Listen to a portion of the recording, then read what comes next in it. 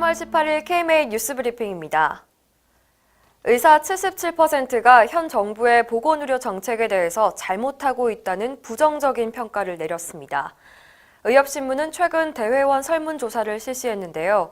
현 정부의 보건의료 정책을 어떻게 평가하느냐는 질문에 응답자의 48.6%가 매우 잘못하고 있다, 28.4%가 잘못하고 있다고 답했습니다. 여기에는 문재인 케어와 원격 의료와 같은 일방통행식의 정책 추진과 수가 정상화를 비롯한 의료 정상화에 대한 약속 불이행 등이 영향을 미친 것으로 보입니다. 특히 30대 공보위와 전공의에서 부정적인 평가의 수치가 압도적으로 나타났습니다. 설문조사에 참여한 의사 10명 중 6명은 보건의료 환경이 이전 정부 때보다 나빠졌다고 평가하기도 했는데요. 최저임금 인상으로 인한 경영난과 잇따른 의사 구속과 피습 사건에 따른 불안감도 영향을 미쳤을 것으로 보입니다.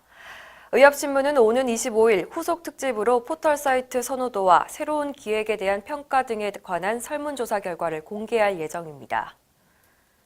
이의경 식품의약품안전처장이 과거에 낸 연구 보고서로 홍역을 치렀습니다. 이 처장은 성균관 약대 교수 시절인 2014년도에 국내외 약가를 비교한 연구 보고서를 발표했는데요. 국내 신약 약가가 OECD 평균의 45%에 불과하다는 내용을 담고 있습니다. 그동안 제약회사들은 이 보고서를 인용하면서 외국과 비교해 국내 약가가 현저히 낮다는 주장을 펴왔습니다. 지난 13일 열린 국회 전체회의에서 여야 의원들은 이 보고서를 문제 삼아 이 처장을 질타했는데요.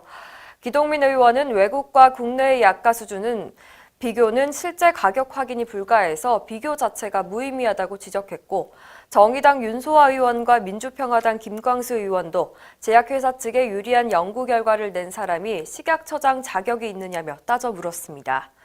이에 대해 이의경 처장은 당시 연구가 보험약 2만여 개 중에서 222개에 관한 연구일 뿐이며 약가에 대한 연구 방법은 연구자에 따라서 다를 수 있다고 해명했습니다.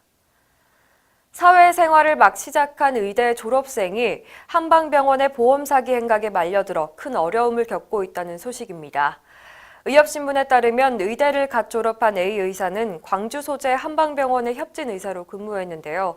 이 병원에서 A 의사는 한 의사가 먼저 환자를 진료하면 병원 측이 시킨 대로 물리치료 7번과 도수치료 2번 정도를 일괄적으로 넣어주는 업무를 맡았습니다. 그러던 중 약 1년 뒤 경찰 조사를 받게 됐는데요. 결국 보험 사기 방조와 의료법 위반으로 약식 기소를 받았습니다. 현행 의료법상 의사만 물리치료나 도수치료를 처방할 수 있기 때문에 일부 한방병원이 A 의사처럼 사회 현실에 어두운 갓 졸업한 의대생과 은퇴 후 취업이 어려운 고령 의사들을 대상으로 협진을 제한하는 경우가 있습니다. A 의사는 자신뿐만 아니라 주변의 다른 의사들도 비슷한 피해를 입은 케이스가 있다면서 사정을 잘 몰라서 무고하게 피해를 당하는 의사 동료들이 더 이상 나오지 않았으면 한다고 전했습니다. 이승우 대한전공의협의회장은 최근 인턴이나 레지던트 전에 한방병원에 근무하면서 사기 사건에 휘말리고 있다는 제보가 잇따르고 있다면서 어려움에 처했을 때는 연락하면 언제든지 도움을 주겠다고 말했습니다. 지난 2016년 검찰이 정신건강의학과 봉지기들을 대량 기소한 사건 기억하십니까? 올해 3월 현재까지 진행된 대법원 판결에서 일부 봉지기들이 무죄 판결을 받았습니다. 봉지기 측 변호를 맡은 유희운 변호사는 검찰의 과욕이 불러온 오판이라고 비판했습니다. 유 변호사는 메디컬타임스와의 인터뷰에서 당시 사건을 되짚었는데요. 검찰은 환자가 입원한 이후에 보호자의 입증 서류가 접수된 사실을 확인하고 강제 입원 규정 위반으로 의사 53명을 일괄 기소했습니다. 하지만 관공서가 야간이나 주말에 문을 닫기 때문에 먼저 입원하고 서류를 나중에 접수할 수밖에 없는 상황도 있었다는 점을 간과한 것입니다.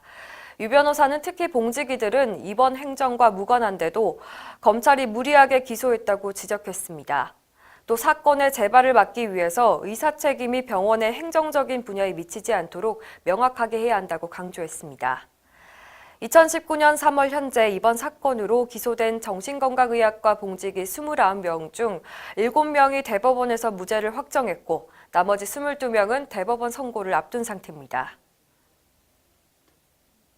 의료인의 진료 거부권을 명시한 법안이 국회에서 발의돼서 논란이 예상됩니다.